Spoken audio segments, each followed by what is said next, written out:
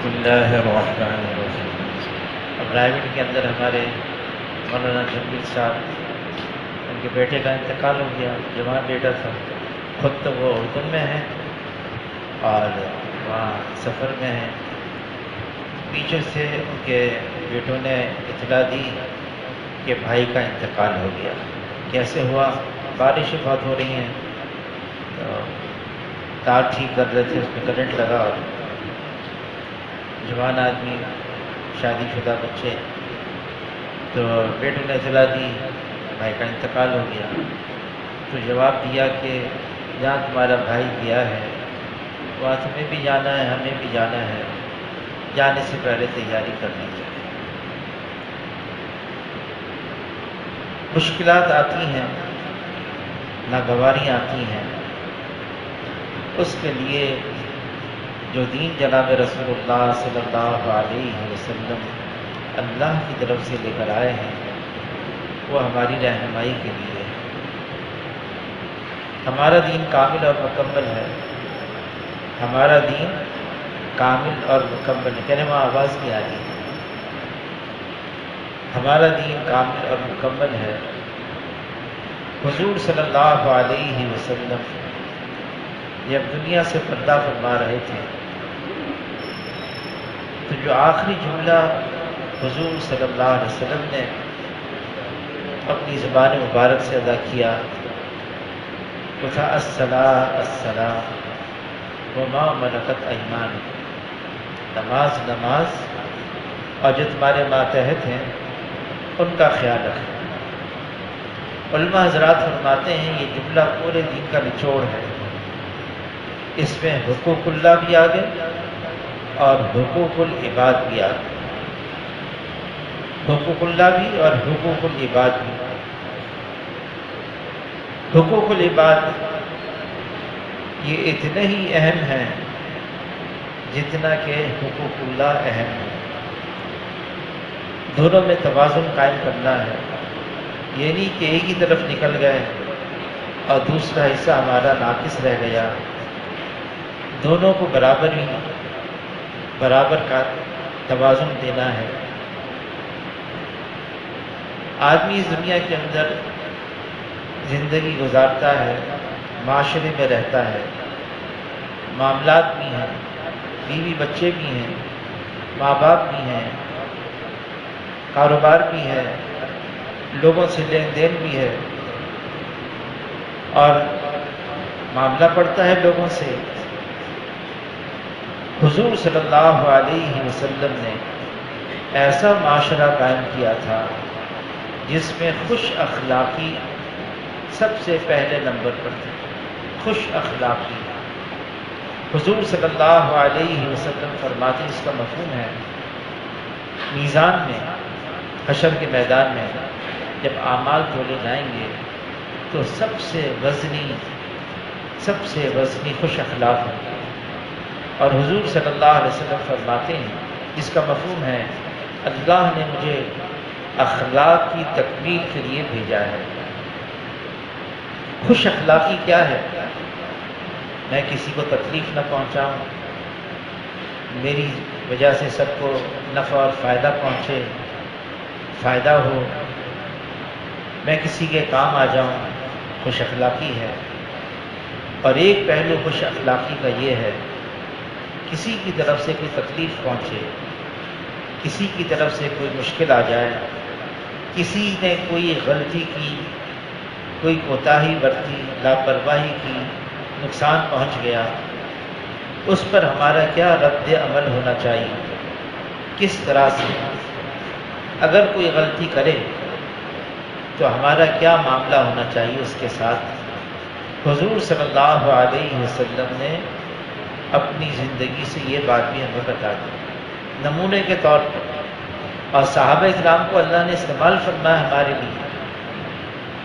اب ایک شخص دیہاتی ہے، شہر کا رہنے والا نہیں ہے، وہ آیا مدینہ منورہ میں۔ اب دیہاتوں کا الگ معاملہ ہوتا ہے، جو دیہاتوں میں رہتے ہیں ان کا معاملہ الگ ہوتا ہے۔ ایک شخص آیا دیہاتی مسجد نبوی میں، مسجد نبوی کا فرش حضور صلی اللہ علیہ وسلم کے زمانے میں بالکل کچا تھا، اور کچھ حصہ چھتا ہوا تھا اور کچھ حصہ مسجد نبی کا چھتا ہوا نہیں تھا، بغیر چھت کے تھا۔ تو یہ دیہاتی آیا، اس کو پیشاب لگا، کونے میں جا کے پیشاب کرنے لگا۔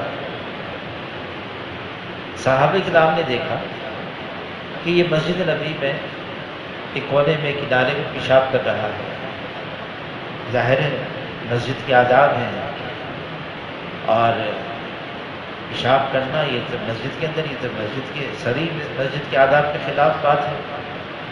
صحابہ کرام دوڑے، حضور صلی اللہ علیہ وسلم نے صحابہ کرام کو روک لیا، پیشاب کر رہا ہے، اس کو پیشاب کرنے دو، درمیان میں روکو گی تکلیف ہو جائے گی۔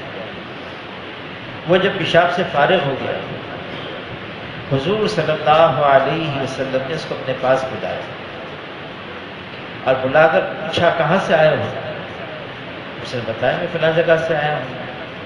حضور صلی اللہ علیہ وسلم نے اپنا تعارف کروایا، مسجد کا تعارف کروایا، اللہ کا تعارف کروایا، اللہ پاک ہیں اور ہم یہ مسجد بنائی ہے اللہ کی عبادت کے لیے، اس کو بھی پاک رکھا ہوا ہے، پیشاب ناپاک ہے، تم نے پیشاب کیا، جگہ ناپاک ہوگی، اب دیکھنا ہم اس کو کیسے پاک کرتے ہیں۔ صحابہ کرام سے فرمایا جاؤ اور اس جگہ کو پاک کرو۔ کوئی ڈانٹا نہیں۔ ایک تو یہ ہے نا کوئی غلطی کرے سارے اس پر چھلانگ لگائیں، کود پڑیں، یہ کیا کیا تم نے؟ ایک جماعت تھی سیدھے سادے پشتو بولنے والے، اور وہ چلے گئے امریکہ میں۔ امریکہ میں لاس اینجلیس وہاں ایک شہر ہے، تو وہاں ایک چھوٹی سی ہوٹل تھی، اور وہ یہیں ہمارے محلے میں رہتے تھے، اسی محلے میں، اور وہ ان کی تھی۔ تو جماعت والوں نے اس زمانے میں کوئی اتنی مساجد بھی نہیں ہوتی تھی وہاں، اس ہوٹل کے اندر ایک کمرہ لے لیا۔ اب وہاں تو کموڈ تھے، اب وہ بیچارے کو بہت دقت پیشاب کرنے کی، کیا کریں، دیہات کے لوگ تھے وہ، اور وہاں سرحد کے اندر جو دیہات میں تو بڑے عام کناروں پر جا کے پیشاب کر لیتے ہیں۔ اب تو خیر معاملہ بدل گیا، ان میں سے جماعت میں سے ایک ساتھی پریشان، ساری جماعت پریشان تھی، کیا کرتے، کموڈ میں بیٹھا نہیں جاتا، اور وہ دو پاؤں پر رکھ کر اس پر بیٹھتے، اس میں بھی دقت ہوتی ہے۔ ایک ساتھی گیا تو اس ہوٹل کے جو پیچھے گلی تھی، ویران تھی، تو اس میں دیکھا یہ تو خاموشیاں تو کچھ بھی نہیں، گھاس ہی گھاس ہے، کوئی نظر بھی نہیں آ رہا ہے۔ اس نے سارے جماعت والوں کو کہا کہ یہ جگہ اچھی ہے، اور سارے جماعت والے آ گئے اور انہوں نے وہاں پر اپنے فارغ ہو گئے، اور آتے رہے پیشاب کرتے رہے وہاں پر۔ کسی نے دیکھ لیا کھڑکی سے، پولیس کو اطلاع دے دی، پولیس والے آ گئے اور پکڑ کے ان پر لے کر گیا پوری جماعت کو۔ اب جج بھی عورت، یہ ایسا کیا ہے آپ لوگوں نے؟ کہاں کیا ہے؟ تو ان میں ایک ساتھی تھے، ڈاکٹر تھے، انہوں نے کہا بات یہ ہے کہ ہمارے ساتھی ایسی جگہ سے آئے ہیں کہ جہاں پیشاب ایسی جگہ کرتے ہیں، کھلی جگہ ہوتی ہے، نالا ہوتا ہے، کنارہ ہوتا ہے، میدان ہوتا ہے، اور وہاں پردہ کر کے وہاں پیشاب کرتے ہیں، یہ اس جگہ کے عادی نہیں ہے۔ تو اس وجہ سے یہ پریشان تھے ان کو۔ تو وہ جج نے کہا بھائی جب یہاں اس ملک میں آئے ہیں تو ان کو اس یہاں کی جو آداب ہیں اس کی رعایت رکھنی چاہیے۔ خیر وہ جج کو بات سمجھ میں آ گئی، مگر ٹھیک ہے آئندہ نہ کرنا، $50 جرمانہ میں لگا دیا، فی آدمی $50 جرمانہ لگا دیا، چھوڑ دیا اور کہا آئندہ ایسا نہ ہو۔ تو وہ دیہاتی بیچارہ حضور صلی اللہ علیہ وسلم کے زمانے میں جب وہ آیا تو حضور نے اس کو سمجھایا، طریقے سے سمجھایا، بات بتا دی۔ ایک طریقہ یہ ہے کسی سے کوئی غلطی ہو کسی سے کوئی تکلیف پہنچے، ہم اس کو ایسا پکڑیں، ایسا لتاڑیں اس کو، اس کی ایسی مارکیٹ کر دیں. حضور صلی اللہ علیہ وسلم کے زمانے میں ایسا نہیں تھا. اما عائشہ رضی اللہ تعالیٰ عنہ، ان پر تہمت لگ گئی، غلط تھی، اور اس میں منافقین یہودی بڑھ چڑھ کر حصہ لے رہے ہیں. 1 مہینے تک یہ قضیہ چلتا رہا. ہاں کچھ سیدھے بھولے بھالے مسلمان صحابہ وہ بھی اس میں شامل ہو گئے، لگ گئے. حضور صلی اللہ علیہ وسلم کو بہت صدمہ تھا، صحابہ کرام کو بھی بے حد. حضور صلی اللہ علیہ وسلم ایک ایک صحابی سے جو قریب ترین تھے ان سے پوچھتے کیا کریں کیا کریں. اللہ نے برات نازل فرما دی اور اللہ نے واضح فرما دیا جناب رسول اللہ صلی اللہ علیہ وسلم سے یہ تو پاک دامن ہے، اور کس طرح سے ان پر تہمت لگائی گئی ہے، کیوں ایسا ہوا. خیر جب وحی آ گئی سارا معاملہ حل ہو گیا. جنہوں نے یہ حصہ لیا تھا اس میں، حضور صلی اللہ علیہ وسلم نے ایک کو بھی یہ نہیں فرمایا کہ ایسا کیوں کیا تم نے. اللہ نے برات نازل فرما دی، معاملہ ہی قصہ ہی ختم ہو گیا. ہاں ابو بکر رضی اللہ تعالی عنہ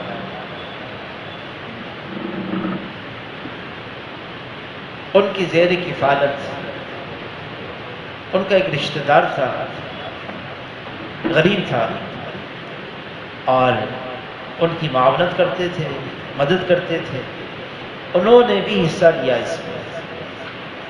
تو ابو بکر رضی اللہ تعالیٰ عنہ جب برات نازل ہو گئی، وحی آ گئی اور اعلان ہو گیا ایسا کیوں ہوا، ایسا نہیں ہونا چاہیے تھا.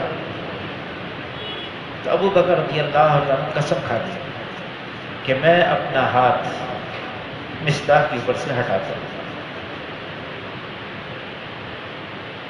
اللہ نے پھر وہی بھیج دی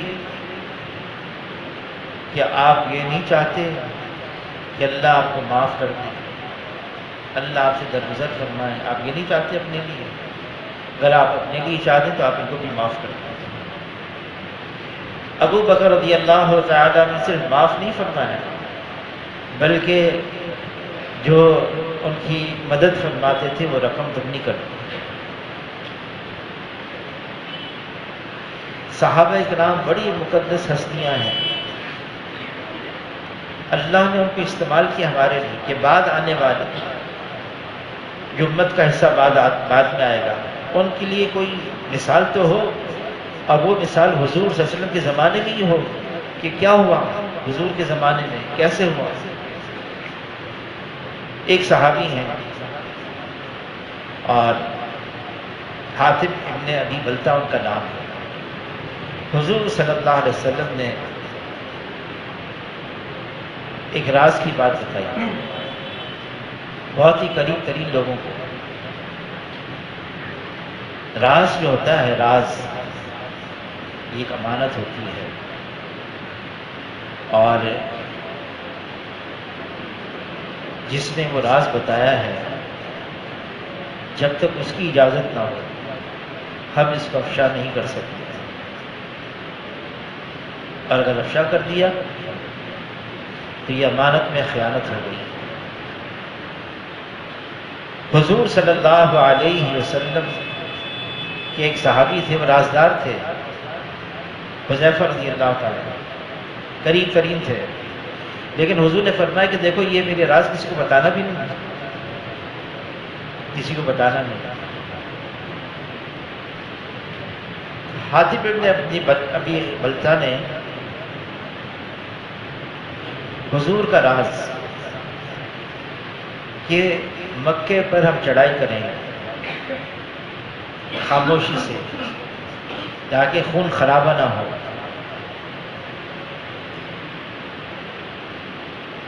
احسن طریقے سے.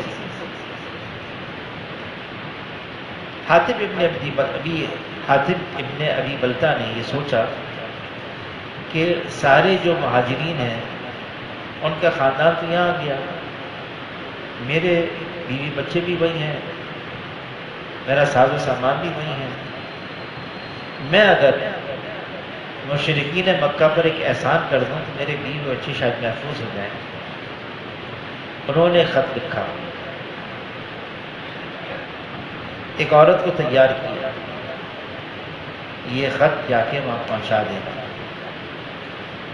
جبرائیل علیہ السلام اطلاع لے کر آ گئے کہ دیکھو فلاں نے ایک عورت کو تیار کیا ہے، خط لے کے جا رہی ہے، اور اس کو روکو ورنہ آپ کا راز کھل جائے گا۔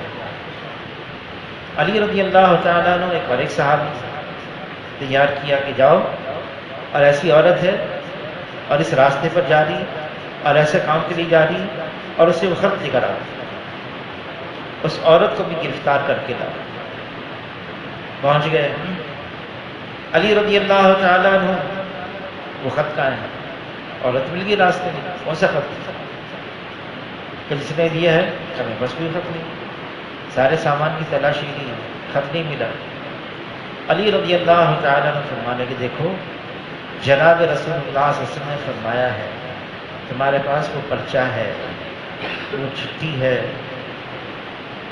اور حضور صلی اللہ علیہ وسلم نے جب فرما دیا تو ہے، ملی نہیں ہمیں، اب ایک ہی کام رہ گیا ہے، ہمیں یہ لباس تمہارا اتارنا پڑے گا تلاش کرنے کے لیے، تمہاری بے حرمتی ہوگی، اس لیے تم وہ پرچہ ہمیں دے دو۔ عورت نے جب یہ بات سنی اس نے اپنے بال کھولے اور چوٹی میں سے وہ پرچہ نکال کے دے دیا، گرفتار کر کے لے کر آئے۔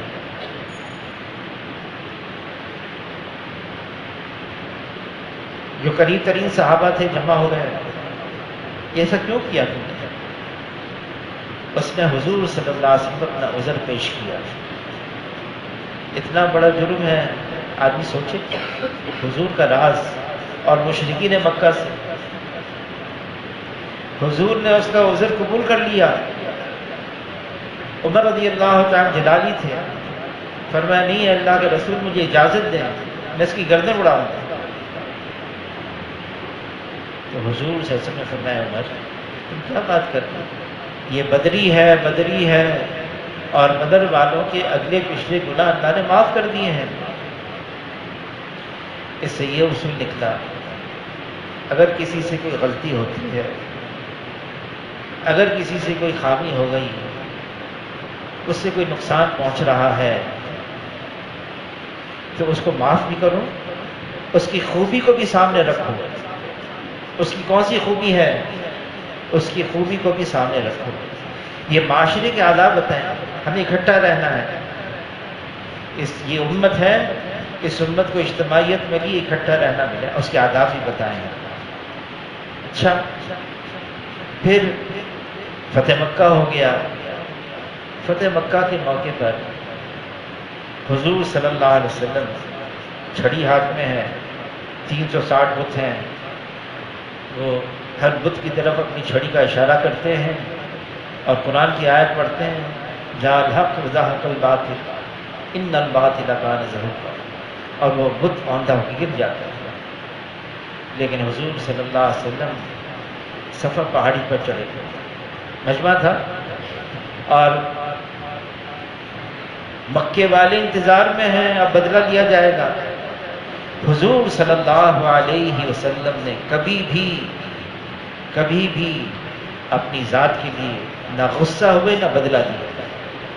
ہاں، کوئی امر حق آتا تو حضور صلی اللہ علیہ وسلم جب تک اس امر حق کو غالب نہ کر لیتے چین سے نہیں بیٹھتے، لیکن نہ اپنی ذات کے لیے نہ کسی دنیاوی کسی کام کے لیے، نہ غصے میں آئے نہ بدلہ دیا نہ انتقام دیا۔ اب حضور صلی اللہ علیہ وسلم صفا پہاڑی پر چڑھ کر فرمانے لگے، اب وہ کہہ رہے کہ بدلہ تو یہ لیں گے، ہم تو ان کے قابو میں آ گئے اور ہماری طرف سے بڑی مشکلات ملی تھی، بہت مشکلات۔ لیکن حضور نے کیا فرمایا؟ آج میں وہ کہوں گا جو یوسف علیہ السلام نے اپنے بھائیوں سے کہا تھا، لا تثریب علیکم اليوم، آج کسی پر کوئی ملامت نہیں ہے۔ آدمی درگزر کرے، معاف کر دے، اللہ تعالیٰ کلام پاک میں فرماتے ہیں لمن صبر وغفر، آدمی صبر بھی کرے اور معاف بھی کر دے۔ پھر آگے اللہ فرماتے ہیں ان ذالک لمن عزم الامور، یہ ہمت کی باتیں ہیں، اس لیے حوصلہ چاہیے، اس کے لیے ہمت چاہیے، آسان نہیں ہے یہ، لیکن تعلیمات میں یہ ہے، ہمارے دین کی تعلیمات میں یہ ہے کہ دیکھو معاف بھی کر دو، صبر بھی کرو، درگزر بھی کرو۔ پھر یوسف علیہ السلام، ان کے ساتھ کیا کیا معاملہ ہوا؟ جب یوسف علیہ السلام کو ان کے بھائیوں نے کنویں میں ڈال دیا، 4 سال کے 5 سال کے جتنی ان کی عمر تھی کنویں میں ڈال کر، اور ان کی قمیض لے کر آئے اور اس میں خون لگا کر، اور اپنے والد سے یعقوب علیہ السلام سے کہنے لگے کہ بھیڑیا کھا گیا۔ اب یعقوب علیہ السلام دیکھ رہے ہیں قمیض کو، صحیح سالم ہے، کہیں سے پھٹی بھی نہیں ہے، خون لگا ہوا ہے، اور خون بھی ایسے انداز سے لگا ہوا ہے کہ جیسے کسی نے لگایا ہے۔ سب سمجھ گئے، جان گئے۔ بیٹوں سے یہ نہیں کہا نکل جاؤ یہاں سے، یہ نہیں کہا۔ کیا فرمایا کہ میں صبر کروں گا اور میں یہ معاملہ اللہ پر چھوڑتا ہوں۔ 40 سال تک ان بیٹوں کو نبھاتے رہے، 40 سال تک کسی ایک کو نہیں نکالا، اور جب یہ سارے بھائی یوسف علیہ السلام کے پاس پہنچ گئے، فقیر بن کر پہنچے ہیں، محتاج بن کر پہنچے ہیں، مانگنے کے لیے پہنچے ہیں، تو یوسف علیہ السلام نے پہچان لیا۔ بدلہ لینا چاہتے، پورا انتظام تھا، نہیں، تدبیر سوچی، تدبیر پوری سوچی، اور اس کے حساب سے پھر وہ جب تدبیر پوری مکمل ہوئی تو پھر یوسف علیہ السلام نے کہا کہ ہاں یہ میری قمیض ہے، یہ یعقوب علیہ السلام والد کے چہرے پر لگا دینا، ان کی بینائی واپس لوٹ کر آ جائے گی۔ تو بھائیوں نے جا کے وہ قمیض جب والد صاحب کے چہرے پر لگائی، بینائی آ گئی، تو کہنے لگے بھائی یوسف علیہ السلام کے ہم سے غلطی ہوئی، میں معاف کرتا ہوں، اب بھی موقع تھا، تم نے ایسی حرکت کی نہیں۔ حضور کی تعلیمات میں بھی یہی ہے کہ ٹوکا ٹاکی نہیں ہے، کسی سے غلطی ہو اس کے ساتھ کیا معاملہ کرنا چاہیے۔ یوسف علیہ السلام جب قمیض لگا دی، آنکھ بینائی مل گئی یعقوب علیہ السلام کو، بھائیوں نے کہا یوسف علیہ السلام کی کہ ہمارے لیے آپ استغفار کرنا، تو یعقوب علیہ السلام فرمایا ہاں میں تمہارے لیے استغفار کروں گا۔ علماء حضرات فرماتے ہیں یعقوب علیہ السلام نے اس وقت شب جمعہ نہیں تھی، شب جمعہ کا انتظار کیا کہ قبولیت والی رات ہے، اور یہ قبولیت والی رات آئے گی تو میں اپنے بیٹوں کے لیے استغفار کروں گا تاکہ اللہ ان کے حق میں میری استغفار قبول فرمائے۔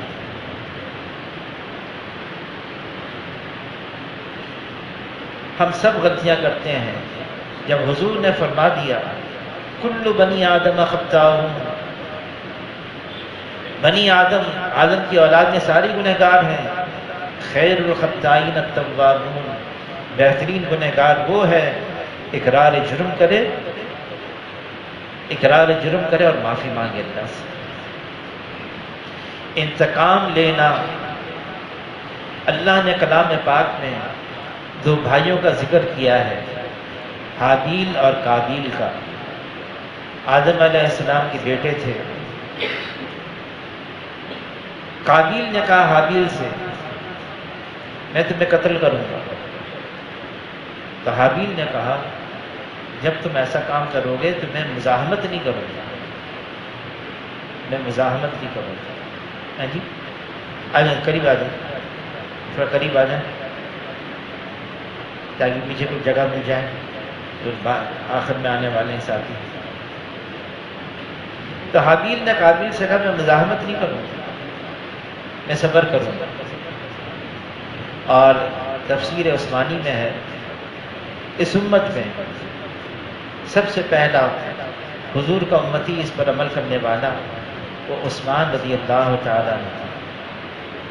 جب ان پر حملہ کیا انہوں نے مزاحمت نہیں کی. خلیفہ وقت تھے، سارا انتظام کر سکتے تھے، انہوں نے مزاحمت نہیں کی، صبر کیا، برداشت کیا. یہ برداشت کرنا، صبر کرنا، یہ کیوں ہے تعلیمات میں؟ یہ اس لیے ہے امت کا اکٹھا رہنا، امت کا ایک بن کر چلنا، یہ ہر چیز پر فوقیت رکھتا ہے. اللہ تعالیٰ نے کلام پاک میں ایک بات فرمائی ہے، لڑنا نہیں، جھگڑنا نہیں، ورنہ تم کم ہمت ہو جاؤ گے، تمہاری ہوا اکھڑ جائے گی. اللہ نے اس امت کی قوت اور طاقت کو اکٹھا رہنے میں رکھا ہے، اور اکٹھا آدمی اسی وقت رہ سکتا ہے جب ایک دوسرے کو برداشت کرے، نبھائے، سہ جائے، ضبط کرے، صبر کرے. جب تک ایسا نہیں کرے گا بہت مشکلات ہوں گی. میاں بیوی کا اکٹھا رہنا مشکل، دو سگے بھائیوں کا رہنا اکٹھا مشکل. آج جو امت کا حال ہے ہمارے سامنے ہے، کس وجہ سے؟ معاشرے میں صبر، ضبط، برداشت، اس کی سطح بالکل نیچے گر گئی، بالکل نیچے گر گئی. حضور صلی اللہ علیہ وسلم مثال قائم کر رہے ہیں. ایک یہودی عالم تھا زید بن سونا، اور وہ حضور صلی اللہ علیہ وسلم کو دیکھا کہ یہ خرچ بہت کرتے ہیں اور گھروں میں فاقے ہیں. اس نے آ کے کہا کہ آپ ناداروں کو، مسکینوں کو، ضرورت مندوں کو آپ دیتے رہتے ہیں اور آپ کے پاس تو کچھ ہے ہی نہیں، تو آپ مجھ سے لے لیا کریں قرضے کے طور پر اور پھر واپس دے دیں جب آپ کے پاس ہو. معاہدہ ہو گیا، وہ پیسے دینے لگا، حضور خرچ کرنے لگے. وہ معاہدہ جس تاریخ کا تھا اس سے پہلے آ گیا، اور مجلس لگی ہوئی ہے. مجلس کے بھی آداب ہوتے ہیں، مجلس کے آداب.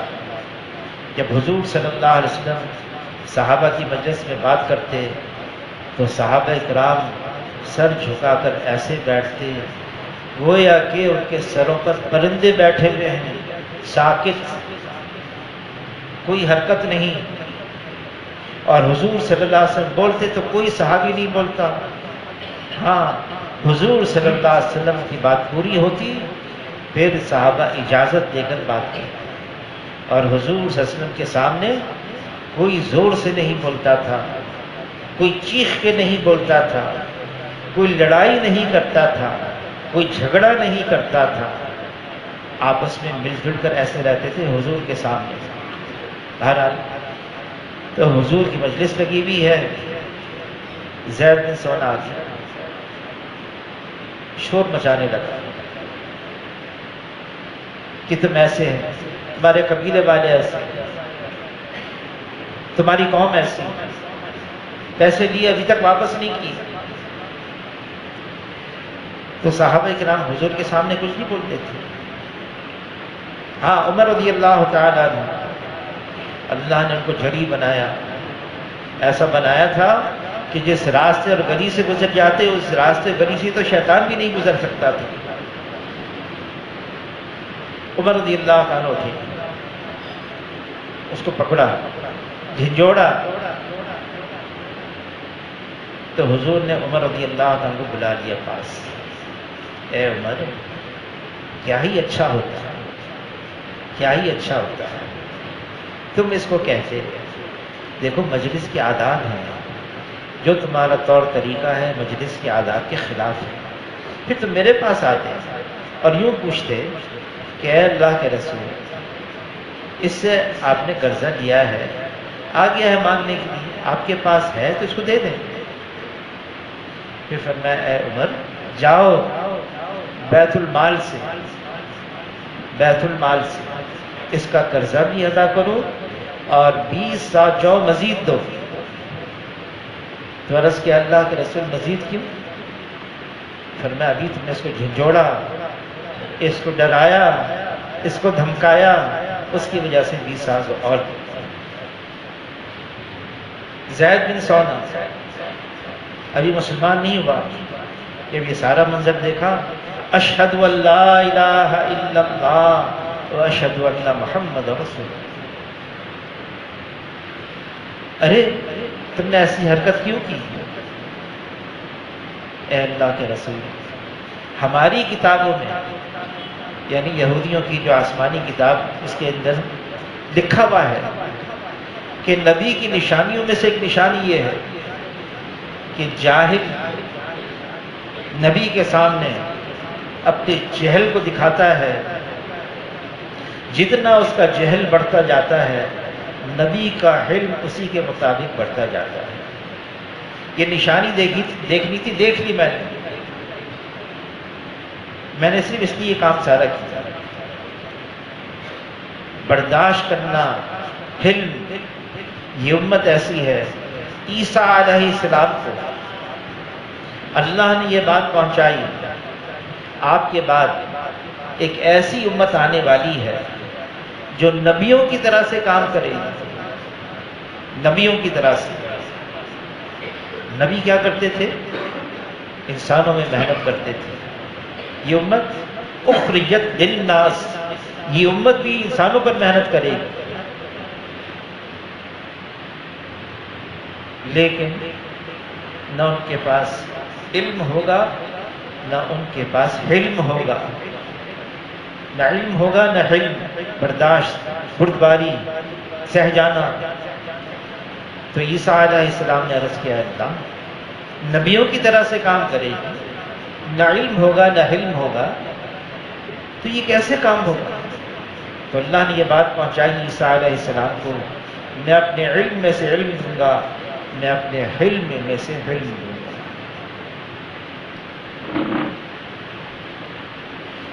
برداشت کر جانا، سہ جانا۔ کسی نے تکلیف پہنچائی، حضور صلی اللہ علیہ وسلم طائف تشریف لے گئے۔ طائف کیا سلوک کیا انہوں نے؟ 28 دن، تقریباً 1 مہینہ، پتھر بھی مارے، لیکن حضور صلی اللہ علیہ وسلم بدوا نہیں دینے۔ اے اللہ میں تو شکایت کرتا ہوں اپنی کمزوری، میں ان کو بات بتا نہ سکا، اور اگر یہ نہیں تو ان کی نسل میں سے ایسے آئیں گے جو بات مان لیں۔ احد کے اندر کتنی تکلیف پہنچی، اور 70 صحابہ شہید ہوئے، 70۔ حضور کے چچا، لاڈلے چچا حمزہ رضی اللہ عنہ وہ بھی شہید ہو گئے۔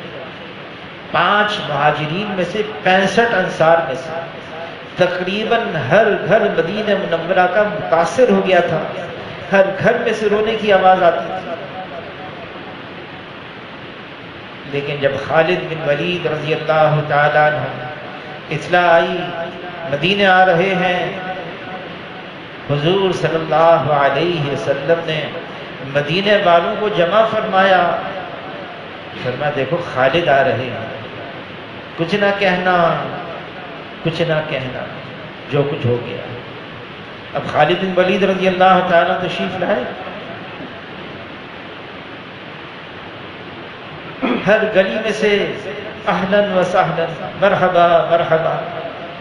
خالد بن ولید حیران ہو گئے، میرا استقبال ہو رہا ہے، میں تو وہ ہوں جنہوں نے ان کو تکلیف پہنچائی۔ جب حضور کو اطلاع ملی اکرمہ بن ابو جہل آ رہے ہیں، مدینہ منورہ آ رہے ہیں، مدینے والوں کو جمع فرمایا، فرمایا کہ دیکھو اس کے باپ کا ذکر نہ کرنا، جن کے بارے میں حضور صلی اللہ علیہ وسلم فرما گئے۔ موسیٰ علیہ السلام کا فرعون تو مرتے مرتے کہہ گیا میں ایمان لے آیا موسیٰ اور ہارون کے رب پر جو رب العالمین ہے، لیکن میری امت کا فرعون تو مرتے مرتے بھی اشارہ کر کے گیا کہ دیکھو نیچے سے گردن اڑانا، پتہ چلے سردار کی گردن ہے۔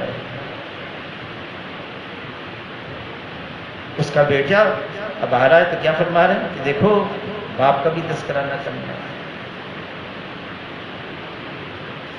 امت کو تعلیم دی ہے، آج ہم وہ ساری باتیں بھول گئے، سب بھول گئے۔ مسلمان ہمدرد، خیر خواہ، الفت محبت رکھنے والا، کسی کی بدخواہی نہیں چاہتا تھا مسلمان، ہر ایک کی کسی کی طرف سے کوئی تکلیف پہنچی ہے اس کا بھی خیر خواہ ہوتا تھا، کوئی بات نہیں، کوئی مسئلہ نہیں۔ اور پھر وہ تو مسلمان اگر غیر بھی اگر کرتے تھے، غیر بھی، حضور صلی اللہ علیہ وسلم منافقین کو نبھایا ہے، منافقین کو، رئیس المنافقین عبداللہ ابن ابی بن سلول احد میں 700 آدمیوں کو توڑ کر ورغلا کر پہلی لے کے چلا گیا پیچھے، اور وہ تکلیفیں پہنچائی، لیکن جب مر گیا تو حضور صلی اللہ علیہ وسلم چلے مر گیا، ختم ہوئی بات، پتہ نا مر گیا چلو قصہ ہی مکمل ہو گیا، نہیں، حضور صلی اللہ علیہ وسلم تشریف لائے اور اس کے جنازے پر حضور نے اپنا جبہ مبارک رکھ دیا، کیوں؟ شاید اللہ کو رحم آ جائے، شاید اللہ کو رحم آ جائے۔ ہر ایک کے لیے خیر خواہی، بھلائی، ہمدردی، کسی کا برا نہ چاہنا، ہاں بدلے کی اجازت ہے، کسی نے کوئی تکلیف پہنچائی ہے بدلے کی اجازت ہے، لیکن وہ بدلہ بھی شرائط کے ساتھ ہے، شرائط کے ساتھ۔ اگر اس نے مارا ہے، جس قوت کے ساتھ مارا اسی قوت کے ساتھ مار سکتے ہیں، جہاں مارا ہے وہیں مار سکتے ہیں، اگر تھوڑا اور زیادہ قوت لگا دی اب اس کا حق بن گیا بدلہ لینے کا۔ شرائط ایسی سخت ہیں کہ آدمی کہتا ہے چھوڑ دو بھائی، بدلہ ہی نہیں لینا، اجازت۔ ہاں نصارہ کے نزدیک یہ ہے کہ اگر ایک گال پر کوئی تھپڑ مارے تو دوسری گال بھی آگے کر دے، یہ تو نصارہ کے نزدیک ہے۔ ہاں اتنا بھی میٹھا نہ بنو کہ سب لوگ نگل جائیں، اور اتنا بھی کڑوا نہ بنو کہ لوگ تھوک دیں، میانہ روی، بیچ کی چال، لیکن پھر بھی اس کے باوجود بھی کیا ہے؟ نرمی، اخلاق، برداشت، صبر، سہ جانا، دوسروں کے ساتھ ایسا رویہ اختیار کرنا۔ حضور صلی اللہ علیہ وسلم اگر کسی کی طرف سے کوئی بدتمیزی بھی ہوتی ہے تو اسی سکے کے اندر جواب نہ دیتے ہیں۔ اعرابی دیہاتی آیا اور حضور صلی اللہ علیہ وسلم کی چادر مبارک،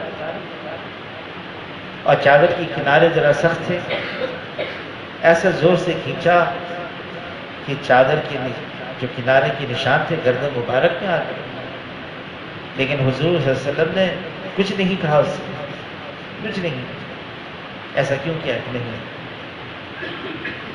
یہ امت ہے، ہمیں اکٹھا رہنا ہے۔ ہاں ایک صحابی ہیں خباب رضی اللہ عنہ فرماتے ہیں کہ حضور صلی اللہ علیہ وسلم نے ایک موقع پر بہت لمبی نماز پڑھی، نماز کے بعد صحابہ کرام نے پوچھا کہ کیسی نماز تھی؟ فرمایا یہ رغبت اور ڈر کی نماز تھی، اس نماز کے بعد میں نے 3 دعائیں مانگی، 2 قبول ہو گئی۔ ایک دعا یہ مانگی، اے اللہ کوئی دشمن ایسا میری امت پر مسلط نہ ہو جائے جو میری امت کو ختم کر دے، قبول ہو گئی۔ کوئی ایسا فاقہ نہ آ جائے، کوئی قدرتی کوئی ایسا مسئلہ نہ آ جائے میری امت پر اور میری امت ختم ہو جائے، یہ بھی دعا قبول ہو گئی۔ تیسری مانگی، یا اللہ میری امت میں آپس میں لڑائی جھگڑے نہ ہوں، یہ منظور نہیں۔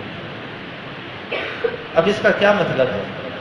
اس کا کیا یہ مطلب نکلتا ہے کہ ہم آپس میں لڑے جھگڑے، یا اس کا یہ مطلب نکلتا ہے اب بہت احتیاط سے چلنا پڑے گا، پھونک پھونک کے قدم رکھنا پڑے گا؟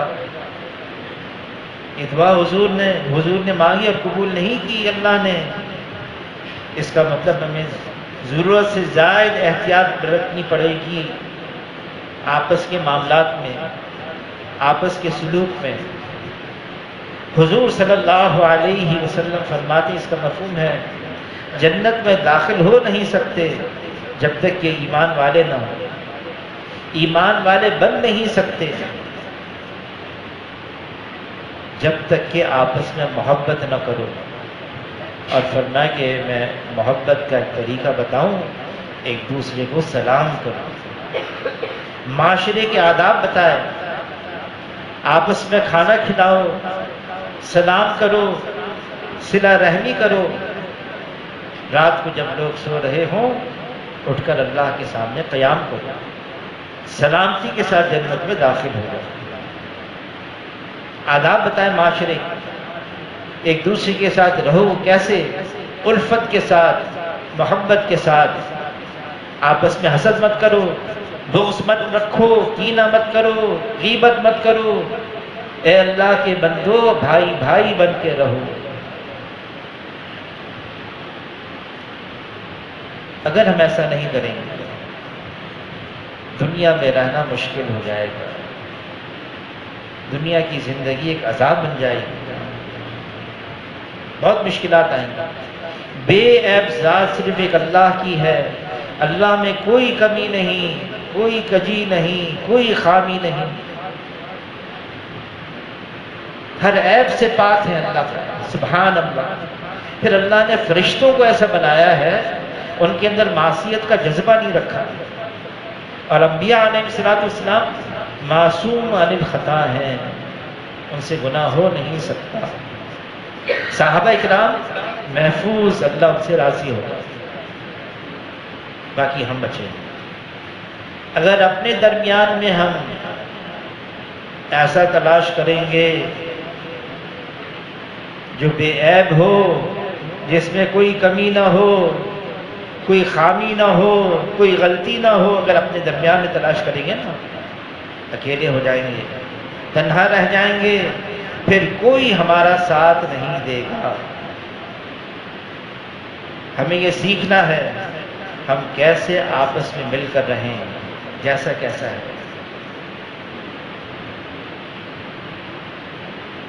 خامیاں نہ دیکھیں، خوبیاں دیکھیں۔ خامی دیکھنی ہے تو اپنے آپ کو دیکھیں۔ ہمارے ایک بھائی بلال صاحب تھے مرحوم لاہور کے، فرماتے تھے آدمی انگلیوں کرتا ہے، 3 انگلیاں تو اس کی طرف اشارہ کر رہی ہیں، ایک انگلی اگر اس کی طرف اشارے کی طرف ہے تو یہ 3 انگلیاں ہماری طرف ہیں۔ 3 گناہ کی وہ خامی میرے اندر ہے۔ کون ہے ہمارے درمیان میں جو یوں کہہ دے ہاں میرے اندر یہ خامی نہیں؟ ہاں یہ اور بات ہے، اصلاح بہت ضروری ہے۔ کوئی غلطی ہے، خامی ہے کسی کے اندر، اصلاح بہت ضروری ہے، اصلاح کرتا ہے۔ لیکن جب آدمی اصلاح کرتا ہے، لیکن اصلاح اور اعتراض یہ دونوں کے جو سرد ہیں وہ ملتی ہیں، سردیں دونوں کی ملتی ہیں، دونوں میں فرق ہے۔ اصلاح آدمی کرتا ہے جب آدمی کے اندر کسی کی محبت ہوتی ہے، اس سے الفت ہوتی ہے، اس سے ہمدردی رکھتا ہے، اس کی خیر خواہی کا ایک جذبہ ہوتا ہے اندر، یہ میرا بھائی ہے، اس کی یہ خامی ختم ہو جائے، یہ دور ہو جائے۔ اعتراض، اس کے اندر یہ خامی ہے، اس کے اندر یہ کمی ہے، یہ میرے اندر نہیں ہے، یہ خامی اس کے اندر، میرے اندر نہیں ہے۔ تو کیا ہوا؟ یہ تو وہی بو ہوئی، خلقتنی من نار و خلقتہ من طین، میں سے اچھا ہوں، میں سے بہتر ہوں۔ اور جب یہ بات آ جاتی ہے پھر فساد مچتا ہے، پھر شر وجود میں آتا ہے، جھگڑے ہوتے ہیں۔ ہاں، اصلاح میں سامنے والا بھی محسوس کرتا ہے یہ میری ہمدردی میں کہہ رہا ہے، میری بھلائی میں کہہ رہا ہے، میری خیر خواہی میں کہہ رہا ہے، یہ میرے اندر خامی ہے۔ اور حاجی صاحب تو، حاجی عبدالوہاب صاحب فرماتے ہیں اگر کسی کے اندر کوئی خامی دیکھو، کوئی غلطی دیکھو، کمی دیکھو، تو پھر یوں پڑھو، لا الہ الا انت سبحانک انی کنت من الظالمین۔ یہ پڑھو اور پڑھنے کے بعد یوں کہو، اے اللہ، جیسے صحابہ میں سے ان کو صحابہ بنا دیا نا، پہلے کیا تھے؟ ان کی خامیوں کو نکال دیا، ان کو صحابی بنا دیا، خوبیاں پیدا کر دی۔ اے اللہ، میرے اندر بھی، میرے ساتھیوں کے اندر بھی خامیوں کو نکال کر خوبیاں پیدا کر دی۔ یہ حاجی صاحب نے نسخہ بتایا ہے، کر کے تو دیکھیں ہم۔ اور ہم نے جو چشمہ پہنا ہوا ہے نا، جس میں ہمیں صرف لوگوں کی خامیاں نظر آتی ہیں، اس کو اتار دیں، خوبیاں دیکھنا شروع کر دیں۔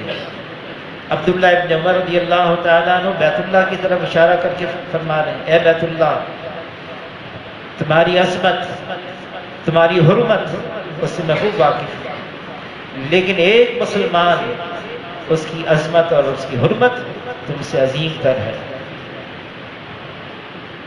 ایک مسلمان، یہ اللہ کی نگاہ میں کیا ہے؟ ہاں، کسی کو کم نہ دیکھیں۔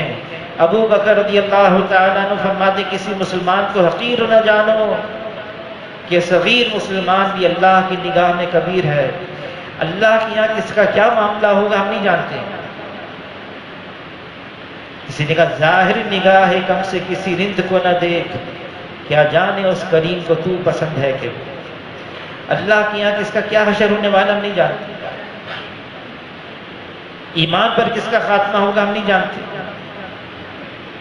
نیت کیسی ہے ہم نہیں جانتے۔ یہ اس کا فیصلہ صرف اللہ کے پاس ہے، اس کا اختیار صرف اللہ کے پاس اور اللہ کرے۔ ہمارے لیے کیا ہے؟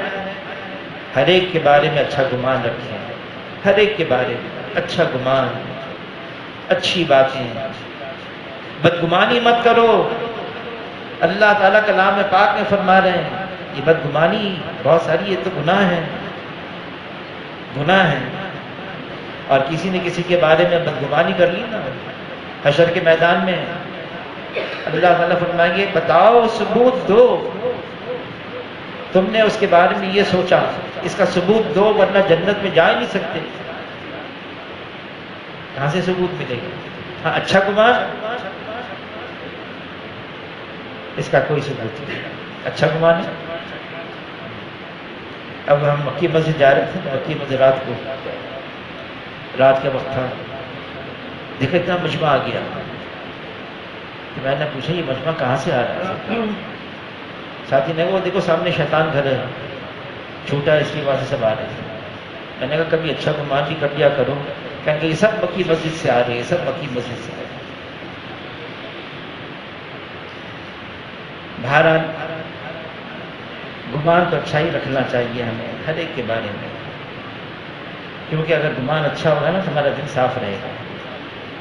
اور دل میں اگر میل آ گئی کسی کے بارے میں، دل کی کدورت اس راستے کی ترقی کے لیے مانع ہے۔ اگر ایک کے بارے میں بھی دل میلا ہو گیا، کسی کے بارے میں میل آ گئی، ہماری ترقی رک گئی۔ دل صاف ہو ہر ایک کی طرف۔ انس پر کیا فرمانا ہے؟ انس رضی اللہ عنہ سے، اے انس، میری عظیم سنت ہے، اگر ہو سکے، یعنی آسان نہیں ہے، اگر ہو سکے اپنا دل سب کی طرف سے صاف رکھو، اپنا دل سب کی طرف سے صاف رکھو.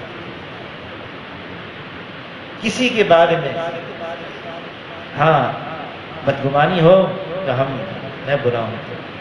تابعی فرماتے میں فلاں فلاں فلاں صحابی سے ملا، 30 کے نام لیے، اور 30 کے 30 اپنے بارے میں ان کو نفاق کا اپنے پر ڈر تھا. 30 کے 30 بڑے بڑے صحابہ گزرے ہیں، ڈرتے تھے ہم کوئی منافق تو نہیں. اور واقعی ان کا یہ حال تھا. ایک تو یہ ہے نا میں حقیر ہوں، فقیر ہوں، میں ذرے ناچیز ہوں. صحابہ کرام میں کوئی تصنع نہیں، کوئی بناوٹ نہیں، کوئی دکھاوا نہیں. جو دل میں تھا ان کی زبان پر تھا. واقعی ان کا یہ حال تھا. ہم تو کچھ بھی نہیں، ایسا نہ ہو کہ ہم ایسے ہیں. تو اللہ تعالیٰ ہم سب کو قبول فرمائے، حضور کی تعلیمات پر واقعی عمل کرنے کی ہمیں توفیق دے دے. یہ ساری باتیں عمل کرنے کے لیے ہیں اور اللہ سے عمل کے لیے مانگنا ہوگا. اے اللہ تو ہی عمل کی توفیق عطا فرما. اب انشاءاللہ سفر ہے رائے کا، اور 1 ہفتے کا تقریباً سفر ہوگا. پھر ہفتے کی آئندہ ہفتے کی رات کو انشاءاللہ واپس